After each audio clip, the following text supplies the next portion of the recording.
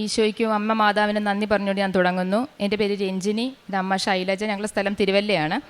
എന്നെക്കുറിച്ച് പറയുകയാണെങ്കിൽ ഞാൻ തിരുവല്ലയിൽ നിന്നാണ് വരുന്നത്. എനിക്ക് അമ്മ മാതാവിനോടുള്ള നന്ദി എങ്ങനെ പറയണമെന്ന് അറിയില്ല. കാരണം എൻ്റെ ജീവിതത്തിൽ വളരെയധികം അത്ഭുതങ്ങൾ നടത്തി തന്നത് അമ്മ മാതാവിൻ്റെ അനുഗ്രഹത്തോടു കൂടിയാണ്. ഞാൻ കൃപാസനത്തെക്കുറിച്ചിട്ട് നേരത്തെ അറിഞ്ഞിട്ടുണ്ടായിരുന്നെങ്കിലും കൂടുതലായിട്ടും കൃപാസനത്തിൻ്റെ ഉടമ്പടി രീതികളെക്കുറിച്ചിട്ടും ഇവിടുത്തെ പത്രമൊക്കെ കൊണ്ടു തന്നത് ഞങ്ങളുടെ അടുത്തുള്ള 2 ചേച്ചിമാരാണ്. അപ്പോൾ ഈ പത്രം ആദ്യം വായിച്ചപ്പോൾ എനിക്ക് തന്നെ അത്ഭുതം വന്നു, ഇതിങ്ങനെയൊക്കെ സംഭവിക്കുമോ എന്നുള്ളത്. പക്ഷേ എൻ്റെ ജീവിതത്തിൽ അത്ഭുതങ്ങൾ സംഭവിച്ചപ്പോൾ മനസ്സിലായി ഇതൊക്കെ വളരെ യാഥാർത്ഥ്യമായിട്ടുള്ള കാര്യങ്ങളാണെന്ന്. അതിൽ തന്നെ ഞാൻ എടുത്തു പറയേണ്ട ഒരു കാര്യമാണ്, ഞാൻ MSc റാങ്ക് ഹോൾഡറായിരുന്നു.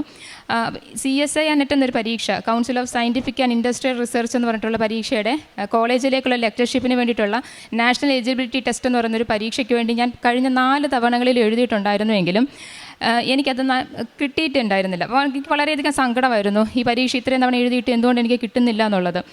5ാമത്തെ തവണ ഞാൻ എഴുതാൻ പോയപ്പോൾ അമ്മ മാതാവിൻ്റെ ഉടമ്പടി കാശുരൂപം എൻ്റെ കയ്യിലിരിപ്പുണ്ട്. ആ കാശുരൂപമായിട്ടാണ് ഞാൻ പരീക്ഷയ്ക്ക് കയറുന്നത്. കയറിയപ്പോഴത്തേക്കിനും ഞാൻ മാതാവിനോട് പ്രാർത്ഥിക്കുന്ന ഒരു കാര്യം, മാതാവ് ഇതിൻ്റെ 5th അറ്റംപ്റ്റ് ആണ്, അതെനിക്ക് ഫൈനൽ അറ്റംപ്റ്റ് ആക്കി തരണേ എന്ന് ആത്മാർത്ഥമായി ഞാൻ പ്രാർത്ഥിച്ചുകൊണ്ട് പരീക്ഷ എഴുതുന്നു. പക്ഷേ പരീക്ഷ അറ്റൻഡ് ചെയ്തെങ്കിൽ തന്നെ എനിക്ക് വലിയ വിശ്വാസമൊന്നുമില്ല ഇത് കിട്ടുമെന്നുള്ളത്. കാരണം ഓരോ ക്വസ്റ്റ്യൻസും നല്ല ടഫായിട്ടുള്ള ക്വസ്റ്റ്യൻസിലൂടെ കടന്നു പോകുമ്പോൾ ഞാൻ മാതാവിൻ്റെ കാശുരൂപത്തെ തൊട്ട് പ്രാർത്ഥിക്കുകയാണ്, മാതാവ് എനിക്കിത് ശരിയായിട്ടുള്ള ഉത്തരത്തിലേക്ക് മാത്രമേ എൻ്റെ കയ്യെ കൊണ്ടു ചെല്ലാവുള്ളെന്ന്. അങ്ങനെ പരീക്ഷ കഴിയുന്നു. പ്രത്യേകിച്ച് എനിക്ക് പരീക്ഷ കിട്ടുമെന്നുള്ള യാതൊരു വിശ്വാസവും ഇല്ല. 4 തവണ പരീക്ഷയാണ്. പക്ഷേ എൻ്റെ റിസൾട്ട് വന്നപ്പോൾ ഞാൻ അത്ഭുതപ്പെട്ടു പോയി. കാരണം ഞാൻ CSI നെറ്റ് ക്വാളിഫൈ ചെയ്യണമെന്ന് ആഗ്രഹിച്ചപ്പോൾ എനിക്ക് CSI നെറ്റിൻ്റെ JRFും കൂടെ കിട്ടി. JRF എന്ന് വെച്ചാൽ ജൂനിയർ റിസർച്ച് ഫെലോഷിപ്പ് എന്ന് പറയും. ഗവേഷണത്തിന് വേണ്ടിയിട്ട് നമുക്ക് ഇങ്ങോട്ടേക്ക് പൈസ കിട്ടുന്നൊരു ഫണ്ട് കിട്ടുന്നതാണ്. അത് ഓൾ ഇന്ത്യ 166ാമത് റാങ്കോടുകൂടിയാണ് എനിക്ക് ആ പരീക്ഷ പാസ്സാകാനായിട്ട് സാധിച്ചത്. അത് അമ്മ മാതാവിൻ്റെ അനുഗ്രഹം കൊണ്ട് തന്നെയാണ് ഞാൻ വിശ്വസിക്കുന്നു. കാരണം കഴിഞ്ഞ 4 തവണ എനിക്ക് കിട്ടിയിട്ടില്ല. രണ്ടാമത് ഞാൻ ഏറ്റവും കൂടുതൽ ആഗ്രഹിച്ചൊരു കാര്യമാണ്, എനിക്കൊരു ഗവൺമെൻറ് ജോലി കിട്ടണം. കാരണം എനിക്ക് ഫിനാൻഷ്യലി ഇൻഡിപെൻഡൻ്റ് ആണെന്നുള്ള എൻ്റെ വലിയൊരു ആഗ്രഹമാണ്. കാരണം ഞാൻ PG വരെ പഠിച്ചു, എൻ്റെ കൂട്ടുകാർക്കൊക്കെ ജോലിയായി, എനിക്ക് ജോലിയാകുന്നില്ല.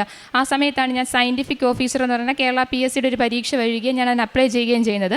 അപ്ലൈ ചെയ്തു, പരീക്ഷ എഴുതി, പരീക്ഷ കഴിഞ്ഞു. ഞാൻ ഇൻ്റർവ്യൂവിന് പോകുന്ന സമയത്ത് ഇൻ്റർവ്യൂ എന്ന് പറഞ്ഞാൽ നമുക്ക് പരീക്ഷ എഴുതി ഷോർട്ട് ലിസ്റ്റിൽ വരുന്നവരെ മാത്രമേ ഇൻ്റർവ്യൂവിന് വിടാറുള്ളൂ. അപ്പോൾ ഞാൻ ഇൻ്റർവ്യൂവിന് അറ്റൻഡ് ചെയ്യാൻ പോയ സമയത്തും ഞാൻ മാതാവിൻ്റെ, അത് തിരുവനന്തപുരത്ത് വെച്ചിട്ടായിരുന്നു ഇൻ്റർവ്യൂ, ഞാൻ മാതാവിൻ്റെ പത്രം കൊണ്ടുപോയി. അവിടെ തിരുവനന്തപുരത്തുള്ള ഞാൻ റെയിൽവേ സ്റ്റേഷനിൽ ഇറങ്ങിയപ്പോൾ പല ആളുകൾക്ക് മാതാവിൻ്റെ പത്രം വിതരണം ചെയ്തു. ഞാൻ പ്രാർത്ഥിച്ചു, ഓരോ തവണ പത്രം കൊടുക്കുമ്പോൾ ഞാൻ പ്രാർത്ഥിച്ചു, മാതാവേ ഈ ഇൻ്റർവ്യൂ എനിക്ക് നല്ലതാക്കി തരണം. കാരണം ഇൻ്റർവ്യൂ നന്നായിട്ട് അറ്റൻഡ് ചെയ്താലേ റാങ്ക് ലിസ്റ്റ് വരുമ്പോൾ ജോലിയൊക്കെ കിട്ടാൻ സാധ്യതയുള്ളൂ. അങ്ങനെ എനിക്ക് ഇൻ്റർവ്യൂ അറ്റൻഡ് ചെയ്തു. നല്ല രീതിയിൽ തന്നെ എനിക്ക് ഇൻ്റർവ്യൂ അറ്റൻഡ് ചെയ്യാനായിട്ട് സാധിച്ചു. അതിനുശേഷം റിസൾട്ട് വന്നപ്പോൾ എനിക്ക് ജോലി കിട്ടുന്ന തരത്തിലുള്ളൊരു റാങ്കിലല്ല. കാരണം ഞാൻ മെയിൻ ലിസ്റ്റിൽ വരാൻ ആഗ്രഹിച്ചു, ഞാൻ സപ്ലിമെൻ്ററി ലിസ്റ്റിൽ 1ാമതായിട്ട് വന്നു. പക്ഷേ അങ്ങനെ ഗവൺമെൻറ് 3 പുതിയ ഒഴിവുകൾ ഈ ജോലിക്ക് വേണ്ടി സൃഷ്ടിച്ചു. അപ്പോഴും ഈ ജോലി എനിക്ക് കിട്ടാൻ ചാൻസ് ഇല്ല. കാരണം 3 ഒഴിവുകളും വന്നിരിക്കുന്നത് ഓപ്പൺ കാറ്റഗറിയിൽ നിന്നിട്ടുള്ള 2 പേരെ സെലക്ട് ചെയ്തു, പിന്നെ ഒരു പെൻഡിങ് വേക്കൻസി എന്നുള്ള ഒരാളെയും സെലക്ട് ചെയ്തു.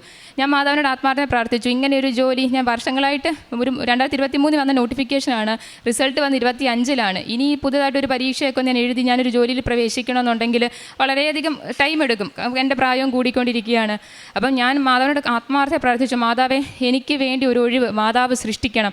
കാരണം എങ്കിൽ മാത്രമേ ഇങ്ങനൊരു ജോലി, അതും അത്യാവശ്യം നല്ലൊരു പോസ്റ്റാണ്, അങ്ങനെ ഒരു ജോലിയിൽ പ്രവേശിക്കാൻ സാധിക്കത്തുള്ളൂ. ഞാനിങ്ങനെ അമ്മ മാതാവിനോട് നിരന്തരമായി പ്രാർത്ഥിച്ചു. ഞാൻ പ്രാർത്ഥിച്ച് എനിക്ക് 2 ദിവസത്തിനുള്ളിൽ പുതുതായിട്ടൊരു വേക്കൻസി റിപ്പോർട്ട് ചെയ്തു.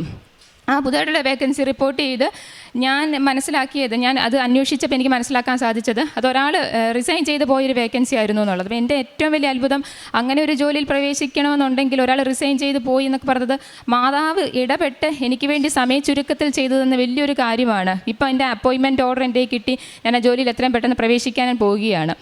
അതുപോലൊപ്പം തന്നെ എനിക്ക് മാതാവിനോട് കൂടുതലായിട്ട് അടുക്കാൻ സാധിച്ച ഒരു കാര്യം, എൻ്റെ അമ്മയ്ക്കൊരു ഗൗരവമായിട്ടുള്ളൊരു സർജറി ഉണ്ടായി. ആ സർജറിയുടെ ഡേറ്റ് ഒരുപാട് ലേറ്റായിട്ടാണ് കിട്ടിയത്. അപ്പം അമ്മയ്ക്ക് ആ ഒരു സർജറി പെട്ടെന്ന് തന്നെ ഞാൻ മാതാവിനോട് പറഞ്ഞു, മാതാവേ ഈ ഒരു ഡേറ്റ് മുന്നോട്ടായി കിട്ടണം. കാരണം ഒരുപാട് പേഷ്യൻസ് ഉണ്ട്, നമുക്ക് ഒരുപാട് സമയം എടുക്കാനും പറ്റത്തില്ല. ഞാൻ അമ്മയുടെ സമയ ചുരുക്കത്തിൽ മാതാവ് എന്നെ അനുഗ്രഹിക്കണം, എൻ്റെ അമ്മയുടെ എത്രയും പെട്ടെന്ന് സർജറി ആക്കി തരണം. അങ്ങനെ ജൂലൈ 28 പറഞ്ഞ സർജറി, അത് 1 മാസം മുമ്പ് തന്നെ ഡോക്ടേഴ്സ് ഇങ്ങോട്ട് വിളിച്ചു പറഞ്ഞു എത്രയും പെട്ടെന്ന് വന്ന് ഹോസ്പിറ്റലിൽ അഡ്മിറ്റ് ഓപ്പറേറ്റ് ആകണം, സർജറി ചെയ്യാമെന്നുള്ളത്. അതും മാതാവിൻ്റെ അത്ഭുതം തന്നെയാണ്. കാരണം ഞാൻ പറയാൻ കാരണം, അമ്മ ഈ സർജറിക്ക് ശേഷം അമ്മ അനസ്തേഷ്യയുടെയൊക്കെ ഒരു എഫക്റ്റിലേക്ക് അമ്മ കിടക്കുകയാണ്. ആ ടൈമിൽ അമ്മ പറയുന്നത് അമ്മയ്ക്ക് കാലനക്കാൻ പറ്റുന്നില്ല. ഞങ്ങളോടൊക്കെ സംസാരിക്കുന്നുണ്ട്. അമ്മ പറഞ്ഞു, അമ്മ ആത്മാർത്ഥമായി തന്നെ പ്രാർത്ഥിച്ചു, മാതാവേ എൻ്റെ ശരീരം എന്തുകൊണ്ട് അനക്കാൻ സാധിക്കുന്നില്ല. അമ്മ പറയുന്നത് അമ്മ ഒരു മാതാവിൻ്റെ രൂപം അമ്മയെ തഴുകിപ്പോയതായിട്ട് അമ്മയ്ക്ക് ഫീൽ ചെയ്തു. അതിനുശേഷമാണ് അമ്മയ്ക്ക് ഡോക്ടേഴ്സ് പറഞ്ഞപ്പോഴത്തേക്കിനും അമ്മ ശരീരം നല്ല രീതിയിൽ അനക്കാനായിട്ട് സാധിച്ചത്. അത് ശരിക്കും പറഞ്ഞാൽ മാതാവ് ഞങ്ങളുടെ മുന്നിൽ ഞാനീ പറഞ്ഞ അത്ഭുതങ്ങളെല്ലാം തന്നെ എൻ്റെ മാതാവിൻ്റെ അനുഗ്രഹം കൊണ്ട് തന്നെ കിട്ടിയ ഒരു കാര്യങ്ങളാണ് ഞാൻ വിശ്വസിക്കുന്നത്. പ്രേക്ഷിത പ്രവർത്തനം എന്ന് പറയുന്നത്, ഞാൻ മാതാവിൻ്റെ പത്രം ഞങ്ങളുടെ അടുത്തുള്ള പല ചേച്ചിമാരും ഈ കൃപാസനത്തിൽ വരുന്നതുകൊണ്ട് തന്നെ ഞാൻ ഞങ്ങളുടെ സ്ഥലത്തല്ലാതെ മറ്റൊരു സ്ഥലങ്ങളിൽ പോയിട്ട് ഓരോ വീടുകളിലും കയറി മാതാവിൻ്റെ പത്രം കൊടുത്തു. അവരുടെ മാതാവിൻ്റെ അത്ഭുത പ്രവർത്തികളെക്കുറിച്ച് പറഞ്ഞു. വളരെയധികം ആൾക്കാർ ഇത് കേട്ട് ഈ പത്രം വാങ്ങിക്കുകയും അത് വായിച്ചു നോക്കുകയൊക്കെ ചെയ്യുന്നതുകൊണ്ട് എനിക്ക് തന്നെ സന്തോഷം തോന്നി. അത് ചെയ്യാൻ സാധിച്ചൊരു കാര്യമാണ്. പിന്നെ ഇവിടുത്തെ വെഞ്ചരിച്ച നേർച്ച വസ്തുക്കൾ ഓരോ തവണ അത് ഉടമ്പടി തൈലം, അത് എൻ്റെ അമ്മയ്ക്കൊരു മുട്ടുവേദന ഉണ്ടായിരുന്നു. പലപ്പോഴും പല ടൈഗർ മാവും മറ്റ് ഓയിൽമെൻറ്റുകളും കാര്യങ്ങളെല്ലാം പുരട്ടി നോക്കിയിട്ടൊന്നും മാറ്റിയില്ല. ഞാൻ അമ്മയോട് പറഞ്ഞു, നമുക്ക് വിശ്വാസ പ്രമാണം ചൊല്ലി മാതാവിൻ്റെ തൈലം നമുക്കൊന്ന് തേച്ച് നോക്കാമെന്ന് പറഞ്ഞപ്പോഴാണ് അമ്മ അത് തേച്ച് നിമിഷങ്ങൾക്കുള്ളിൽ അമ്മയുടെ വേദനയിൽ മാറ്റം സംഭവിച്ചു. കാരണം അത് എന്നെ സംബന്ധിച്ചിടത്തോളം മാതാവ് ജീവനുള്ള മാതാവാണ്. നമ്മൾ പറയുന്ന കാര്യം അതപ്പം തന്നെ നമുക്കൊരു ഫലം മാതാവ് നമുക്ക് തരികയാണ് ചെയ്യുന്നത്. കാരണം ഉടമ്പടി എടുത്തതിന് ശേഷം എനിക്ക് മനസ്സിലാക്കാൻ പറ്റിയത് നമ്മുടെ ജീവിതത്തെ കൂടുതൽ നന്മയുള്ളതാക്കി മാറ്റുന്നൊരു കാര്യമാണ് ഉടമ്പടി എന്ന് തോന്നിയത്. അപ്പം ഈശോയോടും അമ്മ മാതാവിനോടുള്ള നന്ദി, അനന്തകോടി നന്ദി ഞാൻ പറഞ്ഞുകൊണ്ട് ഞാൻ നിർത്തുന്നു. നന്ദി. എൻ്റെ ഈശോയ്ക്കും പരിശുദ്ധ അമ്മയ്ക്കും ഹൃദയം നിറഞ്ഞ കോടാനുകോടി നന്ദി പറയുന്നു. എൻ്റെ മകൾക്ക് ജോലി തന്ന് അനുഗ്രഹിച്ചതിനും എൻ്റെ വലിയ രോഗത്തെ മാറ്റി തന്നതിനും ഞാൻ എൻ്റെ ഈശോയ്ക്കും പരിശുദ്ധ അമ്മയ്ക്കും ആയിരം നന്ദി പറയുന്നു. യെശയ്യാ 59:1 രക്ഷിക്കുവാൻ കഴിയാത്ത വിധം കർത്താവിൻ്റെ കരം കുറുകിപ്പോയിട്ടില്ല, കേൾക്കുവാനാവാത്ത വിധം അവിടുത്തെ കാതുകൾക്ക് മാന്യം സംഭവിച്ചിട്ടില്ല. രഞ്ജിനി എന്ന ഈ മകളും ശൈലജ എന്ന ഈ അമ്മയും അമ്മ മാതാവിൻ്റെ തിരുനടയിൽ സന്തോഷത്തോടെ അമ്മയും ഈശോയും നൽകിയ സവിശേഷമായ അനുഗ്രഹങ്ങൾക്ക് നന്ദി പറഞ്ഞ് സാക്ഷ്യം പങ്കുവയ്ക്കുകയാണ്. മകൾ ആദ്യം സൂചിപ്പിച്ചു, അവൾ CSIR നെറ്റ് ക്വാളിഫൈ ചെയ്യുവാൻ വേണ്ടിയാണ് അമ്മയുടെ കരങ്ങളിൽ നിയോഗം സമർപ്പിച്ച് പ്രാർത്ഥിക്കുന്നത്. ഏറെ പ്രയാസമേറിയൊരു പരീക്ഷ, ഒത്തിരി പേർ പങ്കെടുക്കുന്ന ഒരു പരീക്ഷ. ക്വാളിഫൈ ചെയ്തെടുക്കുക അത്ര എളുപ്പമുള്ള ഒരു കാര്യവുമല്ല.